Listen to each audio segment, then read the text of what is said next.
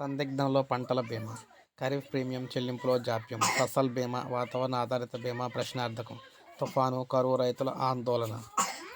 ప్రకృతి వైపరీత్యాలు, ఇతర కారణాలతో పంటలు నష్టపోయినప్పుడు రైతులకు ఆసరాగా పంటల బీమా నిలుస్తుంది. అయితే రబీలో పంటల బీమా విషయంలో సందిగ్ధత నెలకొంది. ఖరీఫ్ ముగిసి 2.5 నెలలు అవుతున్నా బీమా ఉందో లేదో తెలియకుండా ఉందన్నమాట ప్రభుత్వం. రాష్ట్ర ప్రభుత్వం ఇప్పటివరకు తన వంతు ప్రీమియం చెల్లించినట్లు సమాచారం అన్నమాట. ఉచిత పంటల బీమా కావడంతో ప్రీమియంలో రైతుల వాటా కూడా రాష్ట్ర సర్కారే చెల్లించాలి.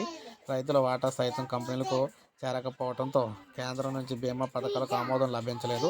రాష్ట్రం తన వాటా ప్రీమియం చెల్లించనందున అటు కేంద్రము తాను ఇటు అభ్యర్థించిన ప్రీమియం భాగాన్ని కూడా కంపెనీలకు బదలాయించలేదన్నమాట. దాంతో ఖరీఫ్లో పంటల బీమా, వాతావరణ ఆధారిత బీమా రెండూ కూడా ప్రశ్నార్థకంగా మారాయి.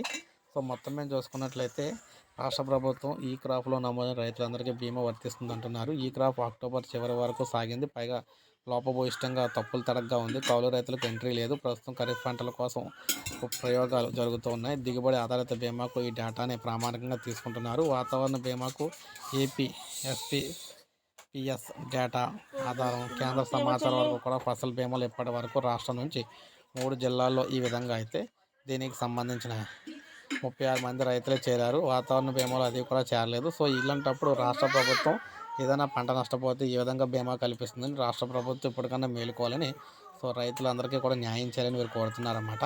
సో ఇది ప్రజెంట్ పంటల బీమాకి సంబంధించిన లేటెస్ట్ అప్డేట్. ఒక లైక్ చేయండి, సబ్స్క్రైబ్ చేసుకోవద్దు, మన ఛానల్ సబ్స్క్రైబ్ చేయండి.